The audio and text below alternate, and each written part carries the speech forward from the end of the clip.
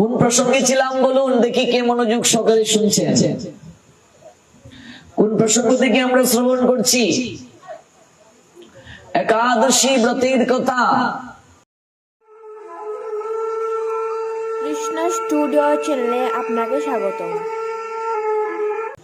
আজ ব্রত শ্রেষ্ঠ একাদশী। একাদশী ব্রত কলিযুগের সর্বশ্রেষ্ঠ ব্রত আমরা গতকাল জেনেছি।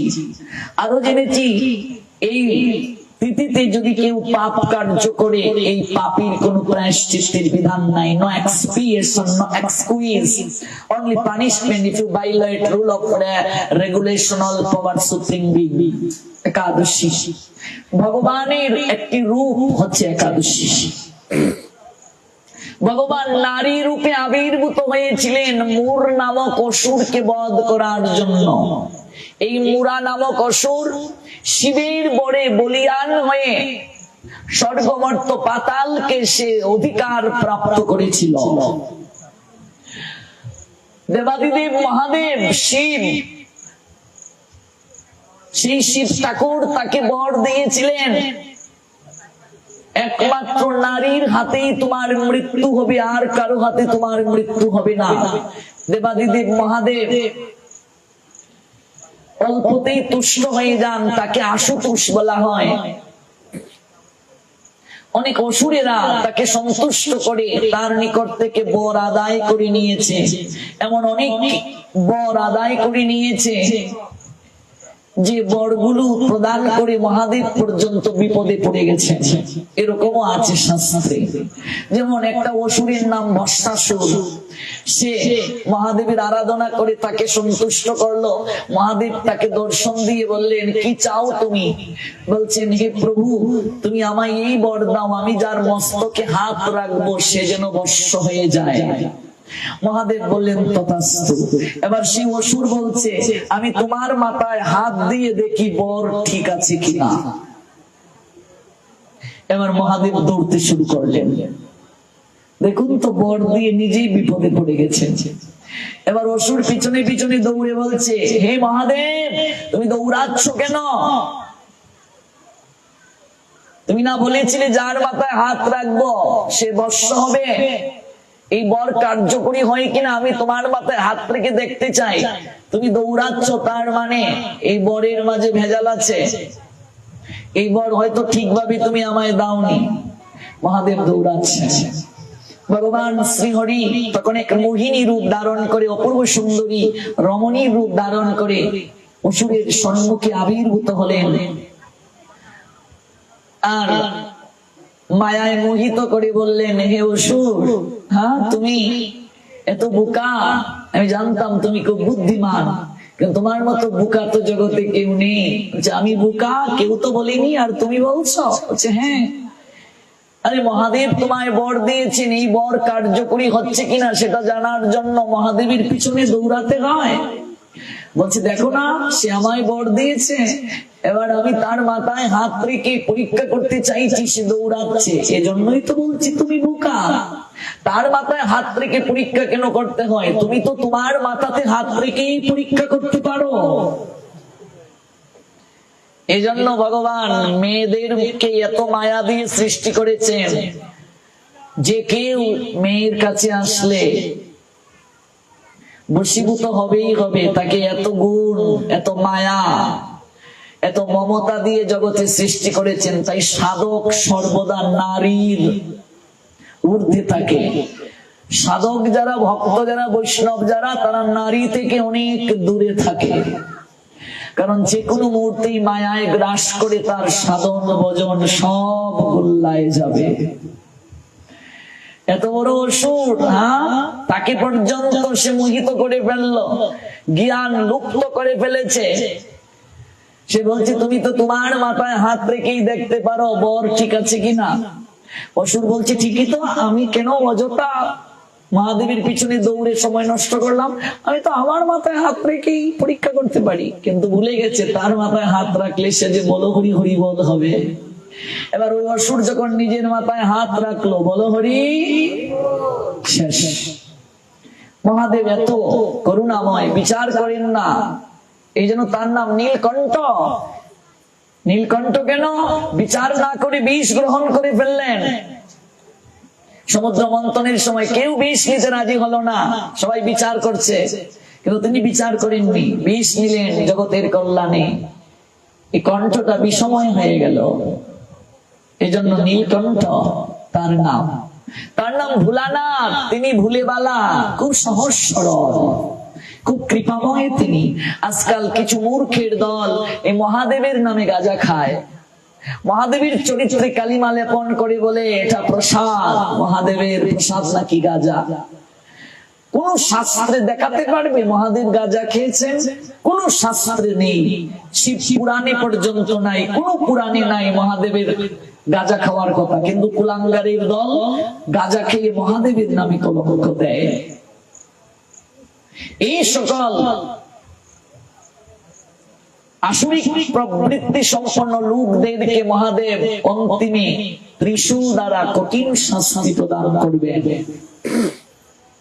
মহাদেব কোন জায়গায় গাঁজা সেবন করেননি, গাঁজা কুড়েরা নিজেরা গাঁজা খাবে বলে মহাদেবের নাম ভাঙিয়ে খাচ্ছে।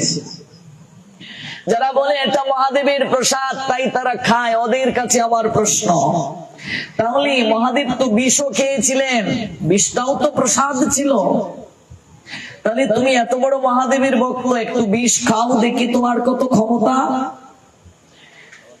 মহাদেব বিষকে নীলকণ্ঠ হলেন আর তুমি বিষ খেলে, বলো হরি। কাজে বাটপাড়ি ছাড়ো, ভণ্ডামি ছাড়ো। শাস্ত্রের নিয়মকে লঙ্ঘন করে আজ আমরা সমাজে বিশৃঙ্খলা উৎপাত ঘটাচ্ছি। মানুষ এগুলোকে শাস্ত্র বলে ভ্রম করছে। অন্য ধর্মের কাছে আমাদের ইমেজ নষ্ট হচ্ছে। অন্য ধর্মের অনুসারীরা আমাদেরকে নানান কথা বলে, আমাদের ইমেজ আমরা নষ্ট করছি অন্য ধর্মের কাছে। অথচ সনাতনীর মতো এত এত নির্মল, এত উচ্চাঙ্গের ধর্ম, এত ত্যাগের ধর্ম, মানবতা, মহানুভবতা, সরলতার ধর্ম পৃথিবীর আর কোথাও নাই। কাজে আমরা যেন আমাদের ইমেজকে নষ্ট না করি, এদিকে সর্বদা সচেষ্ট থাকতে হবে। কোন প্রসঙ্গে ছিলাম বলুন দেখি, কে মনোযোগ সহকারে শুনছেন? কোন প্রসঙ্গ থেকে আমরা শ্রবণ করছি? একাদশী ব্রতের কথা। শিব ঠাকুর বর দিয়েছেন একমাত্র নারীর হাতেই তোমার মৃত্যু হবে, মুরা নামক অসুরকে। এবার সেই অসুর বর পেয়ে ভেবেছে কে আমায় মারবে, অবলা নারী আমায় মারতে পারবে, তাই ত্রিলোককে সে অধিকার করে নিল। স্বর্গ থেকে দেবতাদের সে বিতাড়িত করে দিল। সকল দেবতারা ভগবান শ্রী বিষ্ণুর নিকটে এসে আবির্ভূত হলেন আর অজুর দ্বারায় কান্না করলেন। ভগবান জানেন একমাত্র নারীর হাতেই তার মৃত্যু হবে, তাই ভগবানের শরীর থেকে এক অপূর্ব নারী মূর্তির আবির্ভাব হলো। ভগবান শ্রী হরি, শ্রী বিষ্ণু, তার শরীর থেকে অপূর্ব সুন্দরী রমণী আবির্ভূত হয়ে সে মুরা নামক অসুরকে বধ করলো। নিতাই গৌর সীতানাথ প্রেমানন্দে হরিব। যে তিথিতে আবির্ভূত হলো, এই তিথিটা হলো একাদশী তিথি। এই অপূর্ব সুন্দরী রমণী ভগবানকে বলছেন, প্রভু আমি তোমারই সৃষ্টি, তোমারই কন্যা, তোমারই এক অংশ। ভগবান বলছেন তুমি অসুরকে বধ করেছো, কথা দাও এবং আমার কাছে বর চাও, তুমি যা চাইবে তাই দেব। তখন সে অপূর্ব সুন্দরী রমণী বললেন, আজকের এই তিথিতে যারা তোমার নিকটে থাকবে, উপবাস থাকবে। উপবাস শব্দের অর্থ কি? উপ শব্দের অর্থ নিকটে, বাস শব্দের অর্থ অবস্থান করা। তোমার নিকটে যারা অবস্থান করবে, তাহলে ভগবানের নিকটে কি করে থাকবে? ভগবানের কথার দ্বারাই তার নিকটে থাকা যায়। কৃষ্ণ কোথায়? কৃষ্ণ আছেন কৃষ্ণ কথায়। গুরুদেবের কৃপায় আমরা প্রত্যেকটা একাদশী চেষ্টা করি নির্জলা না পারলে শুধু জল, গরম যদি থাকে শুধু জল পাই, আমরা আর কিছু পাই না। প্রত্যেকটা একাদশী তিথি আমরা এইভাবে পালন করি, রাত জাগরণ করি। এমনকি আজকেও রাতে জাগরণ হবে, সঞ্জয় প্রভুজিদের বাসায় রাত জাগরণ হবে। আমাদের ব্রজবিহারী দাস প্রভু আছেন, উনি কথা বলবেন এবং রাশির কীর্তন করবেন মধুকণ্ঠ প্রভুজি। রাত 3টা পর্যন্ত আমরা জাগরণ থাকবো।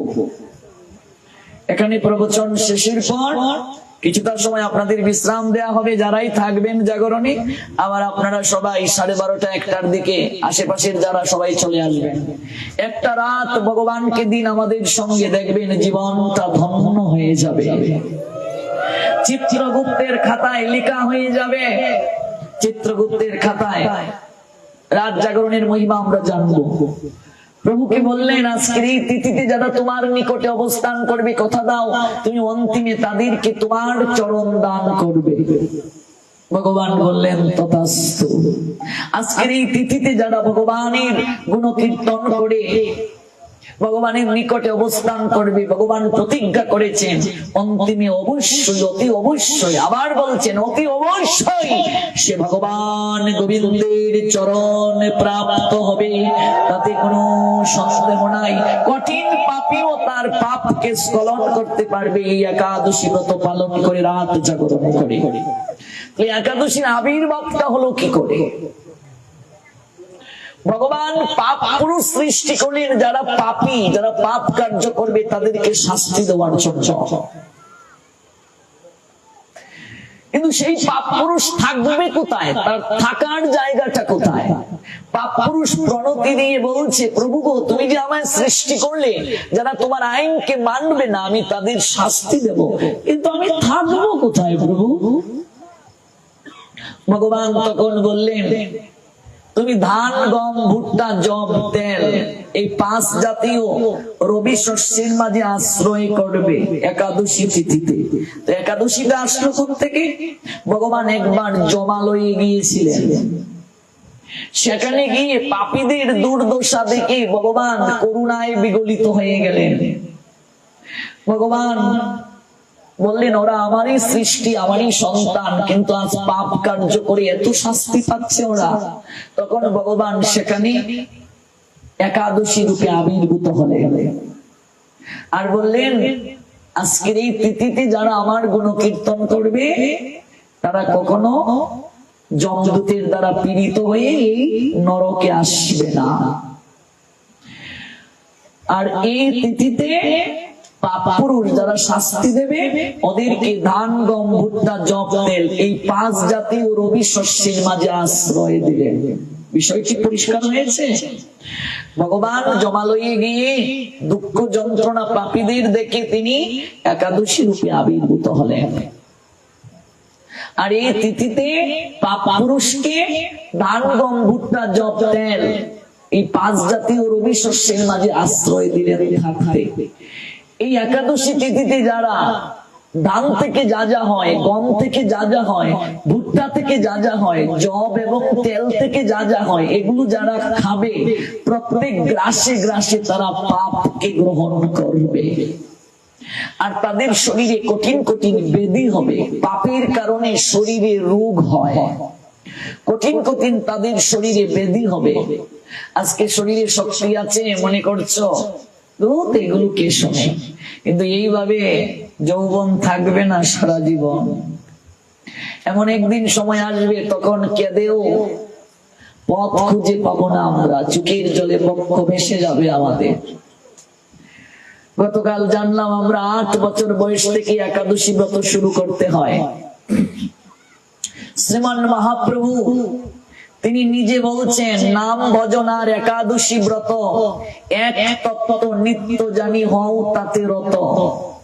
ভগবান হরি, হরি নাম আর একাদশী পার্থক্য নাই। একাদশী আর নাম এক, ভগবান শ্রী হরিও এক। ভগবান, ভগবানের নাম আর একাদশী কোনো পার্থক্য নাই, একই তত্ত্ব। একাদশী পালন করছে মানে সে ভগবানেরই ব্রত করছে। সকল ব্রত করলে পুণ্য হয় গো। বিপদনাশিনী ব্রত করলে, লোকনাথ ঠাকুরের ব্রত করলে, লোকনাথ ব্রহ্মচারী বাবার, মঙ্গল চণ্ডী করলে, শনি ঠাকুরের ব্রত করলে, যত ব্রত করো ব্রত থেকে পুণ্য হবে। পুণ্যের প্রভাবে স্বর্গ পর্যন্ত যেতে পারবে। কিন্তু পুণ্য যখন শেষ হয়ে যাবে স্বর্গ থেকে আবার ফিরে আসতে হবে। ব্যাংকে টাকা রেখেছ, যতদিন ব্যাংকে টাকা থাকবে তোমাকে একটা মুনাফা দেয়া হবে। ব্যাংক থেকে টাকা তুলে নিলে মুনাফা দেয়া হবে? হবে না। তেমনি ভাবে পুণ্যের প্রভাবে মানুষ স্বর্গে যায়, স্বর্গে গিয়ে ভোগ করে, ভোগ যখন শেষ হয় পুণ্য নষ্ট হয়ে যায়, তখন আবার স্বর্গ থেকে কর্মানুযায়ী ফিরে এসে একটা দেহ ধারণ করতে হয়। কিন্তু একাদশী ব্রত থেকে পুণ্য হয় না, সুকৃতি অর্জন হয়।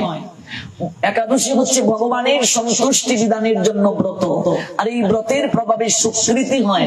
আর সুকৃতির প্রভাবে স্বর্গে যাওয়া হয় না, সুকৃতির প্রভাবে মানুষের গোবিন্দ চরণ প্রাপ্তি হয়।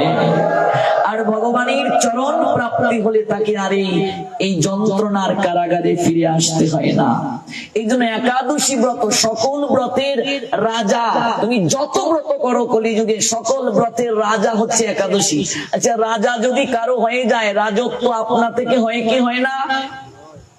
একটা নারীর স্মৃতিতে যখন একটা পুরুষ সিঁদুর দেয়, সিঁদুরের অধিকারে সেই নারী পুরুষের সকল কিছুর অধিকার পায় কি পায় না? পেয়ে যায়। তেমনি একাদশী করলে সকল ব্রতের কৃপা পেয়ে যাবে। কিন্তু তুমি সকল ব্রত করলে, একাদশী যদি না করো, পুণ্য হবে কিন্তু পুণ্য নষ্ট হবে, তুমি কখনো ভগবানকে প্রাপ্ত হবে না। এটা আমার কথা নয়।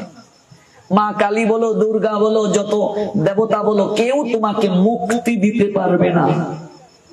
স্বর্গ পর্যন্ত নিয়ে যেতে পারবে, মহাদেব তোমাকে শিবলোক পর্যন্ত নিয়ে যেতে পারবেন, স্বর্গ পর্যন্ত নিয়ে যেতে পারবেন দেবতারা। কিন্তু সেই দেবতার কাছে যদি কৃষ্ণ প্রেম চাও, তাহলে তোমার মুক্তি হবে। প্রত্যেক দেবতা তোমাকে কৃষ্ণ প্রেম দেওয়ার সামর্থ্য রাখেন। কিন্তু আমরা কি আদৌ চাইছি দেবতার পূজা করে? আমরা তো দেবতার পূজা করে চাইছি, ধনম দেখি আমায় ধন দাও মা, যশম দেখি আমায় যশ দাও, আয়ু দাও, সন্তান দাও, বিদ্যা দাও, গৌরব দাও। ভগবানের কাছে আমরা যেমন অপ্রাকৃত প্রেম ধন চাই, দেবতার কাছেও যদি চাই, দেবতাও সেটি দিতে পারেন। কিন্তু চাইছি কি? চাইছি না। তাহলে ব্রহ্মলোক পর্যন্ত গেলেও ফিরে আসতে হবে। গীতায় গোবিন্দ বললেন, অষ্টম অধ্যায় অক্ষর ব্রহ্মযুগের 16 নম্বর শ্লোকে, আব্রহ্ম ভুবনাৎ লোকা পুনঃ আবর্তিন অর্জুন মামুপেত্তত কন্তেয় পুনর্জন্ম ন বিদ্যতে। এই লোক থেকে ব্রহ্মলোক পর্যন্ত তুমি যত লোকেই যাও না কেন, সকল লোক থেকে তোমাকে ফিরে আসতে হবে অর্জুন। একমাত্র আমার চরণ প্রাপ্ত হলে জীবকে আর কখনো সংসারে ফিরে যেতে হয় না। তাহলে একাদশী সকল ব্রতের রাজা। রাজা যদি হয়, রাজত্ব আপনা থেকে হয়। একাদশী ব্রত করলে সকল ব্রতের কৃপা হয়। কলিযুগের পাবন অবতার শ্রীকৃষ্ণ চৈতন্য মহাপ্রভু, তিনি একদিন তার মায়ের চরণে প্রণাম দিলেন। প্রত্যেক সন্তানের দায়িত্ব মা বাবাকে প্রণাম দিয়ে কোনো জায়গায় যাওয়া, কারণ জননী স্বর্গাদপি গরীয়সী, মা স্বর্গ থেকেও বড়, পিতা স্বর্গ সম। পিতা সন্তুষ্ট হয়ে যদি আশীর্বাদ দেন, সকল দেবতারা সেই সন্তানকে আশীর্বাদ বর্ষণ করে। পিতা স্বর্গ, পিতা ধর্ম, পিতা হি পরমং তপ পিতরি প্রতিমাপন্নে প্রিয়ন্তে স্বর্গ দেবতা। আমার মহাপ্রভু মাকে প্রণাম দিলেন। একদিন মাতৃপদে করিয়া প্রণাম, প্রভু কহে মাতো মুড়ে দেহ এক দান। মায়ের চরণে প্রণাম দিয়ে প্রভু বলছেন, মাগো আমি তোমার কাছে একটা ভিক্ষা চাইছি। মাতা কহে তাই দিব, যা তুমি মাগিবা। সচী দেবী বলছেন, পুত্র তুমি যা মাগবে, মাগা মানে কি? ভিক্ষা করা। তুমি যা ভিক্ষা চাইবে আমি তাই দেব। প্রভু কহে একাদশীর দিন মা অন্ন না খাইবা। আচ্ছা, মহাপ্রভু যার ঘরে এসেছেন তিনি কি সাধারণ কেহ? সচী দেবী কি সাধারণ কেহ? তিনি কি জানেন না একাদশী করতে হয়? তাহলে তিনি এই লীলা কেন করছেন? জগৎকে শিক্ষা দেওয়ার জন্য। মহাপ্রভু দেখাচ্ছেন, আমি আমার মাকেও ছাড় দেইনি, তাহলে তোমরা যারা একাদশী করো না, তোমাদেরকে কি আমি ছাড় দেব? সচিমা সেই দিন থেকে বললেন, সচী কহি না খাইব ভালোই কহিলা, সেই হতে সচী মাতা একাদশী করিতে লাগিলা। একাদশী 8 বছর বয়স থেকে 80 বছর বয়স পর্যন্ত করতে হয়, গতকাল জানলাম। আরো জানলাম একাদশীতে পঞ্চরবি শস্য গ্রহণ করতে নেই।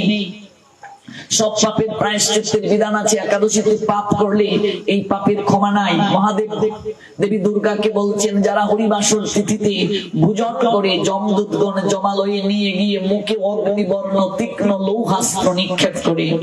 বৃহৎ নারদীয় পুরাণ বলছেন, ব্রহ্ম হত্যার মহাপাপ প্রায়শ্চিত্তের দ্বারা নিষ্কৃতি প্রাপ্ত করা সম্ভব, কিন্তু এই কলিযুগে একাদশীতে অন্ন ভোজনকারী ব্যক্তির পাপের কোনো প্রায়শ্চিত্তের বিধান নাই। সকল ব্রতের কৃপা একটা ব্রতের মাঝে দিয়েছেন মহাপ্রভু কলিযুগে। কারণ কলিযুগের মানুষের আয়ু কম, যে কোনো সময় তারা মরে যাবে।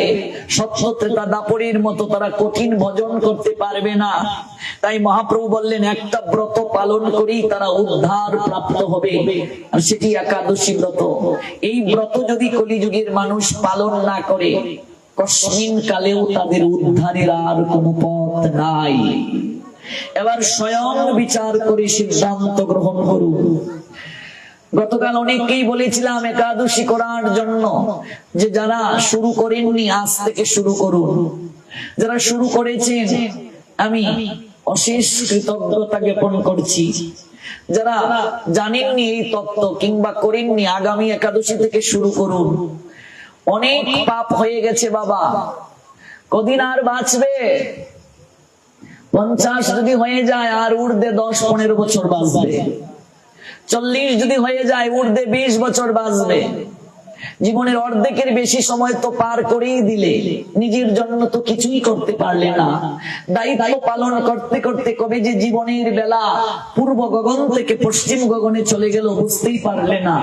তাই নিজের একটু কর্তব্য সম্পাদন করো, যা তোমার শেষের দিনে চলার পথের পাতেও হবে, যা তোমার ভবের ঘাটির সম্বল হবে।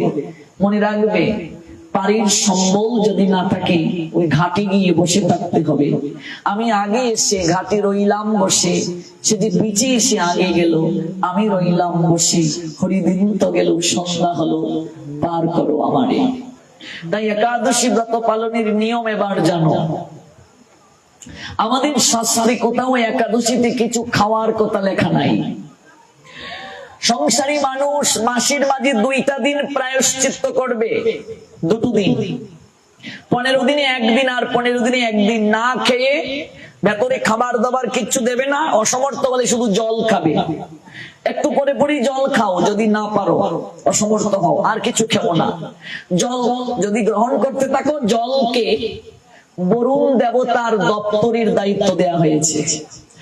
বরুণ দেবতা জলের দেবতা, অগ্নি আর বরুণ এই 2 দেবতাকে ভগবান পরিশুদ্ধতার অধিকার দিয়েছে।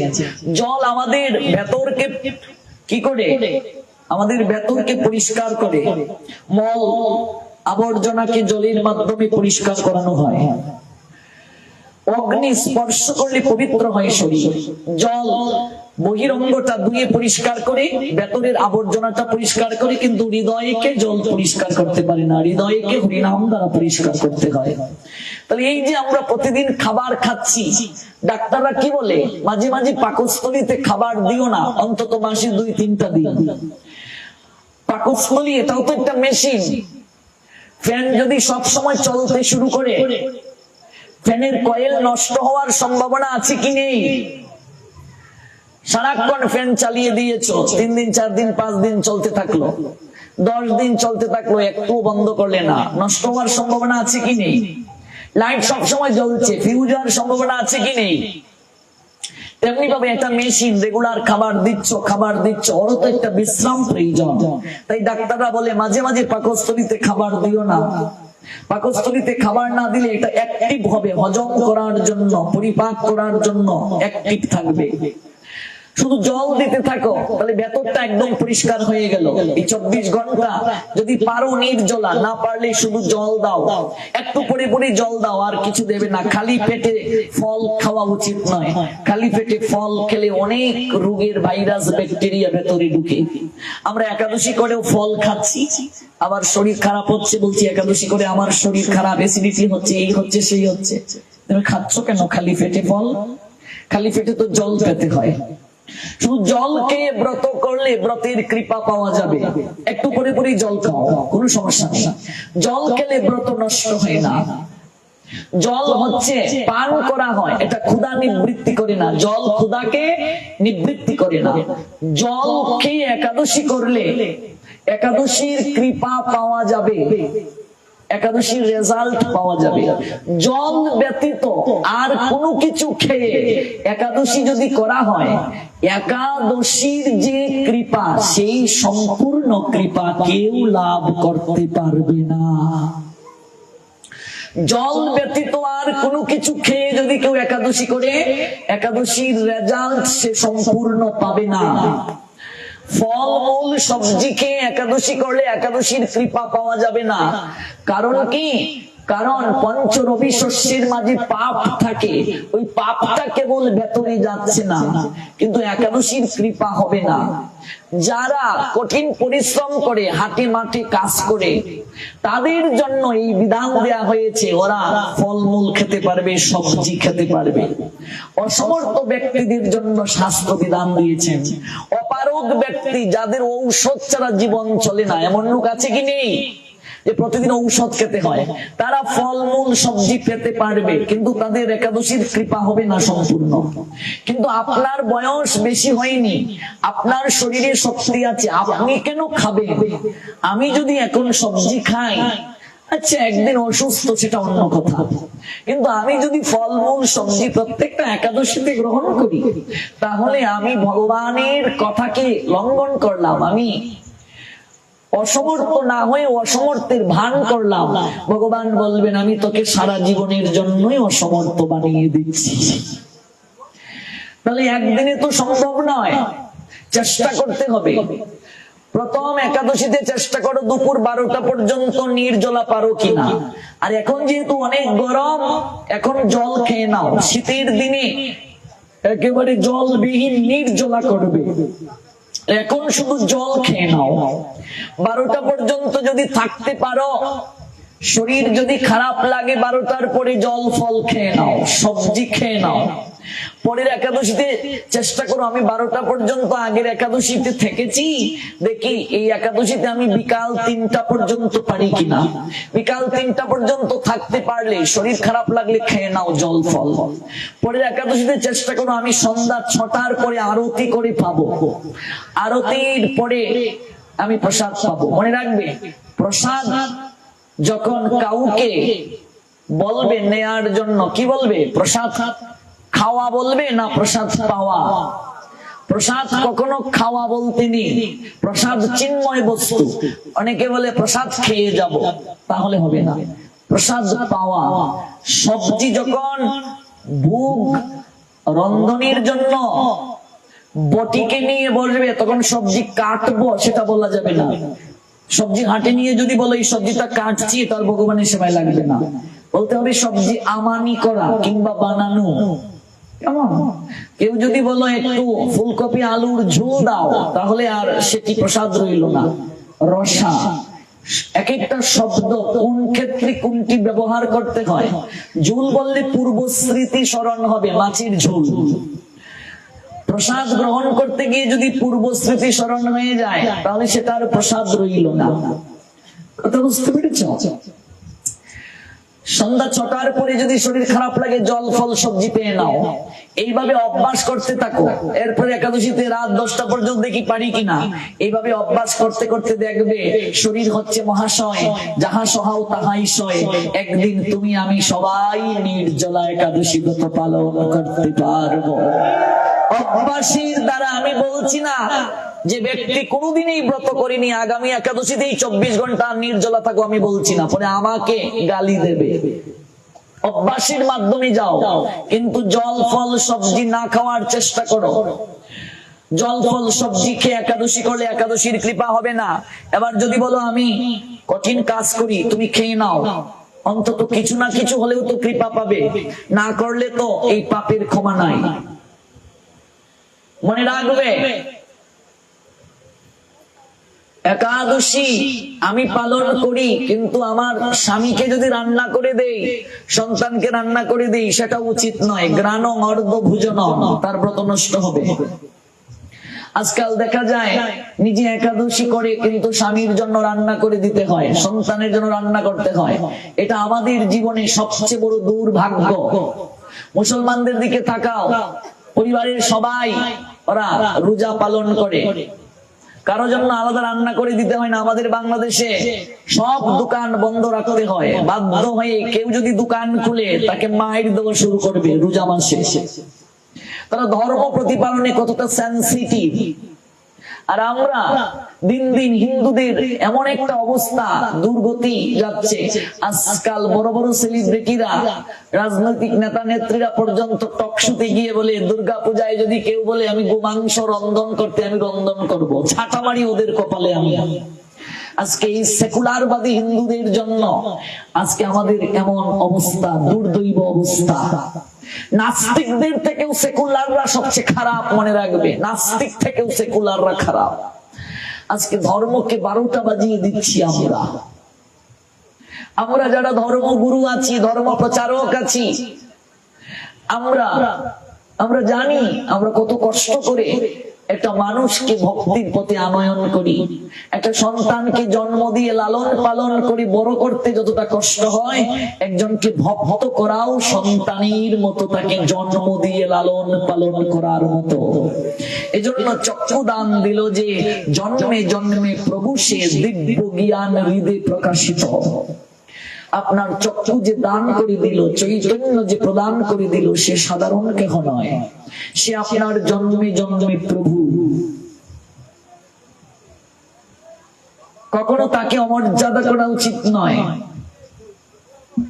কোন গুরুদেব যদি আপনাকে একটা অক্ষর জ্ঞান দান করেন, পরমার্থের জ্ঞান, পৃথিবীর কোন সম্পদ তাকে প্রতিদান দিয়ে তার ঋণকে কোনোদিন শোধ করা সম্ভব নয়। কাজে নিজের ধর্ম সংস্কৃতি পালনে যত্নবান হন। একটা দিন, 15 দিনে একটা দিন, মাসে 2টা দিন পরিবারের সবাই না খেয়ে ভগবানকে আরাধনা করব। সংসারী মানুষদের আরো কঠিন শাস্তি হবে একাদশী না করলে, কারণ সংসারী মানুষ ভুগী, ওরা স্ত্রী সঙ্গ করছে, আর স্ত্রী সঙ্গী যারা, তাদের দেহ অপবিত্র থাকে। অপবিত্র দেহ দ্বারা গোবিন্দ ভজন হয় না। কাজে 15 দিনে একদিন তারা প্রায়শ্চিত্ত করবে স্বামী স্ত্রী মিলে। একাদশীর আগের দিন স্বামী স্ত্রী শারীরিক সম্পর্ক করবে না, একাদশীর দিন শারীরিক সম্পর্ক করবে না, একাদশীর পরের দিন শারীরিক সম্পর্ক করবে না, তাহলে অনন্তকাল নরক বাস করবে তারা। এই 3 দিন ওরা পবিত্র থেকে ভগবানকে ডাকবে, আরাধনা করবে সংসারের মঙ্গলের জন্য। স্বামী স্ত্রী সবাই মিলে, সন্তানাদি মিলে। সংসারী মানুষকে আরো কঠিন শাস্তি পেতে হবে তারা যদি একাদশী ব্রত না করে, কারণ সংসারী যারা, ওরা ভুগী, ভুগীরাই রোগী বেশি হয়। ভোগ করারও একটা বিধান আছে, শাস্ত্র ভোগের একটা বিধান দিয়েছে। আপনি বিয়ে করেছেন মানে ভোগের লাইসেন্স পান নাই, যা খুশি তাই করবেন, তাহলে আপনার শাস্তি পেতে হবে। যতদিন যাবত আমার এই শরীর পবিত্র না হবে, আমি সংযম জীবন যাপন করতে না পারবো, আমার ঈশ্বর দর্শন হবে না। এক বিন্দু বীর্যের মাঝে লক্ষ লক্ষ জীব রয়েছে, বিজ্ঞান বলছে। মহাপ্রভু বললেন জীবে দয়া নামে রুচি। তাহলে আমি এই যে লক্ষ লক্ষ প্রাণকে নষ্ট করছি, এটার হিসাব দিতে হবে না?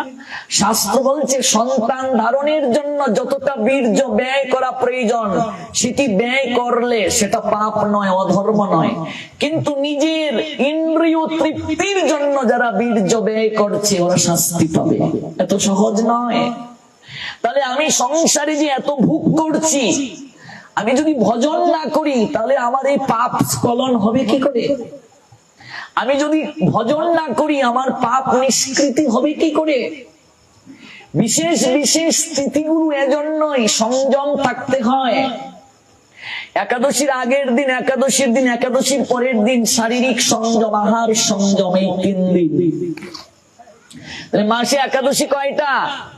2টা। 6 দিন স্বামী স্ত্রী সংযম থাকবে, আহার এবং দেহ সংযম। এই তিথিতে যদি কেউ সন্তান ধারণ করে, সন্তান আসুরিক প্রবৃত্তি সম্পন্ন হবে।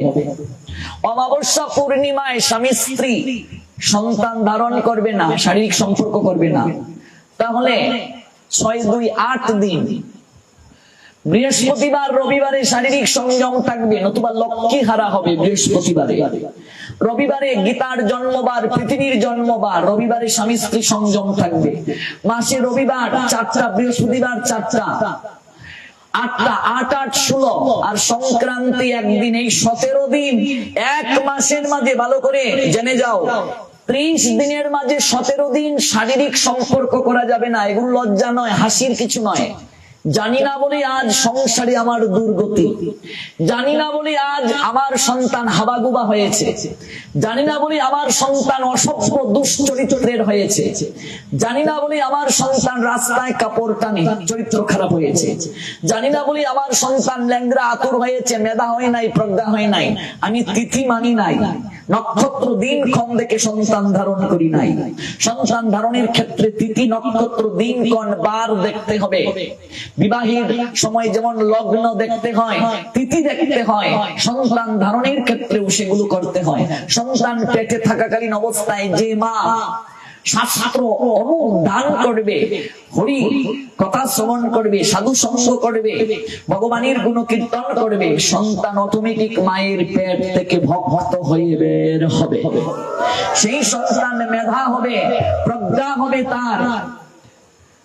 যেদিন থেকে আপনি প্রেগন্যান্ট হয়ে গেলেন, সেদিন থেকে স্বামী স্ত্রীর সম্পর্ক, ভাই বোনের সম্পর্ক হতে হবে এই 10 মাস 10 দিন। এমনিতেই সন্তান আপনার মেধা প্রজ্ঞার প্রকৃত জ্ঞানের অধিকারী হবে না, এত সহজ না। একটা প্রকৃত সন্তান, আদর্শ সন্তান পেতে গেলে সাধনা করতে হবে, এমনিতেই হবে না। কুবাক্য কখনো প্রয়োগ করবে না মা গর্ভবতী হয়ে, কোন খারাপ দৃশ্য দেখবে না, কোন বাজে দৃশ্য যদি ছবিতে দেখো, খারাপ গান দেখো, সঙ্গে সঙ্গে তোমার এই চোখ দুটি অশুদ্ধ হয়ে গেল, দূষিত হয়ে গেল, আর ভেতরে সন্তান সব ফলো করছে। এটা আমার কথা নয়, বিজ্ঞান সমর্থন করেছে, ডাক্তারদেরকে গিয়ে জিজ্ঞেস করো। 7 মাস হয়ে গেলেই সেই মা অন্ধকার গৃহে আর ঘুমাবে না, লাইট জ্বালিয়ে ঘুমাবে। যেদিন থেকে সে প্রেগনেন্ট হলো সেদিন থেকে ডিম লাইট জ্বালিয়ে ঘুমাবে, ক্ষীণ আলো, অন্ধকারে ঘুমাবে না। 7 মাস থেকে এরকম আলো জ্বালিয়ে ঘুমাবে।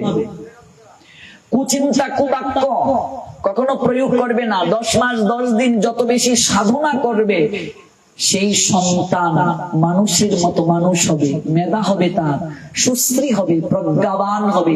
প্রহ্লাদ মায়ের পেট থেকে ভাগবত শিখে বের হয়েছিলেন।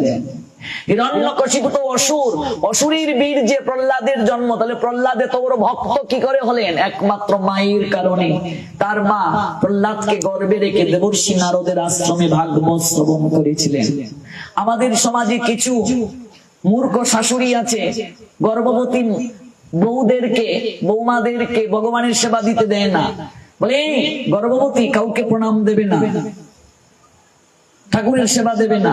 তাহলে কি করবে? শুয়ে শুয়ে টিভি দেখো, সিরিয়াল দেখো, আর মুরগি খাও, মুরগি প্রসব করো। আমি সিরিয়াল দেখে দেখে খারাপ চিন্তা, ঝগড়া জাতি ভেতরে আমি ঢুকাচ্ছি, তাহলে আমার সন্তান মাঝে কি এগুলো যাবে না? এগুলো তো বিজ্ঞানও বলেছে। স্বামীকে বলেছে তুমি স্ত্রীকে উদ্বেগ দেবে না, স্ত্রীর সঙ্গে ঝগড়া করবে না, তাকে টেনশন দেবে না। ডাক্তার বলে কি বলে না? এগুলো তো ভাগবত হাজার হাজার বছর আগে আমাকে আপনাকে বলেছে। স্বামী স্ত্রীর সম্পর্ক থাকবে মধুর সম্পর্ক। এই 10 মাস 10 দিন স্বামী স্ত্রীর দিকে খারাপ দৃষ্টিতে থাকাবে না, তাহলে সন্তানের চরিত্র দূষিত হবে, এই ভিতরে থেকে সন্তান দুশ্চরিত্র হবে। এগুলো কে জানে বলুন, কে মানে বলুন? না মানলে তো দুর্দশা হবে আমার। সন্তান ধারণের আগে কোনোদিন আমি একজন তত্ত্বদ্রষ্টা গুরুদেবের পরামর্শ নিয়েছি যে গুরুদেব আমি কি করে সন্তান নেব? অনেকে বলে মা এগুলো তো লজ্জা, এগুলো গুরুদেবকে বলবো। তো গুরুদেবকে বলবে না তো কাকে বলবে? আমি কি করে সন্তান নেব গুরুদেব? কি করে আমি একটা আদর্শ সন্তান পাবো? কি করে আমি আদর্শ সন্তানের মা হব, আদর্শ সন্তানের বাবা হব? এগুলো আমায় জানতে হবে না? এগুলো তো ভাগবতে আছে, এগুলো তো শাস্ত্রে আছে আমাদের। এই 17টা দিন স্বামী স্ত্রী সংযম থাকবে, অমাবস্যা, পূর্ণিমা, রবিবার, বৃহস্পতিবার, একাদশীর আগের দিন, একাদশীর দিন, একাদশীর পরের দিন শারীরিক সংযম থাকবে। সংসারী মানুষ সবাই, গৃহের সবাই 15 দিন পরে একটা দিন, মাসের মাঝে 2টা দিন রান্না বান্না বন্ধ। অসমর্থ হলে ফলমূল খেয়ে নাও, সবজি গ্রহণ করো। স্ত্রী, পুত্র, কন্যা, স্বামী মিলে মাসের মাঝে 2টা দিন ভগবানকে আরাধনা করো। যদি মাসের মাঝে 2টা দিন একাদশী পালন করে না খেয়ে ভগবানকে আরাধনা করতে পারো, ভগবান মাসের 28টা দিন তোমার সংসারে বসন্ত ঋতু বিরাজ করে দেবে। লক্ষ্মী বিরাজ করবে তোমার দেহে, তোমার মনে, তোমার সংসারে। দেখবে সেই সংসারে কখনো অভাব অনটন, সেই সংসারে কখনো খারাপ সংবাদ আসবে না, সেই সংসার কখনো বিনাশ হবে না, দুঃখ যন্ত্রণা আসবে না। 28টা দিন ভালো থাকতে পারবে যদি 2টা দিন ভগবানের আরাধনা করো সবাই মিলে, শারীরিক সংযম রেখে। এটাই হচ্ছে ভাগবতের শিক্ষা। গৌরহরি সেই শিক্ষা আমাদেরকে দিয়ে দিলেন। কাজে মায়েদেরকে বলছি, এদিন রান্না বান্না বন্ধ রাখো। বাবাজিদেরকে বলছি, নিজের স্ত্রীকে এই দিন চাপ প্রয়োগ করবেন না যে রান্না করে আমায় দাও, উচিত নয়। যেদিন থেকে বিবাহ বন্ধনে আবদ্ধ হয়েছিলেন সেদিন আপনি প্রতিজ্ঞা করেছেন স্বামী স্ত্রী দুজন মিলে আমরা ভজন করব। এবার বিবাহের পর স্ত্রী হয়ে গেল আমার শয্যা সঙ্গিনী, স্বামী স্ত্রী দুজন মিলে ভাগবতেও গেলাম না, হরিনামও করলাম না, ব্রতও পালন করলাম না। কি জবাব দেব শেষের দিনে ভগবানের কাছে? কি জবাব আছে রে মা? সাধুগণ এই কথাগুলো আমাদেরকে বলে যান, কিন্তু আমরা আমলে নেই না, আমরা তাদের কথা পালন করি না। আর পালন করি না বলে আমাদের দুঃখ। শাস্ত্রকারগণ জানালেন সাধুগণ জগতের কল্যাণের জন্য আজকে এঘর কালকে অঘর ওরা ঘুরে বেড়ায়। তারা আমাদেরকে কল্যাণের পথ দেখায়, তারা আমাদেরকে কি করে জীবনকে ধন্য করব সেই পথ আমাদেরকে, সেই মার্গ আমাদেরকে দেখিয়ে যায়। কাজে আমাদের উচিত এই বিষয়গুলোকে অত্যন্ত গুরুত্ব সহকারে গ্রহণ করা। ভিডিওটি আপনার ভালো লাগলে লাইক, কমেন্ট এবং সাবস্ক্রাইব করুন।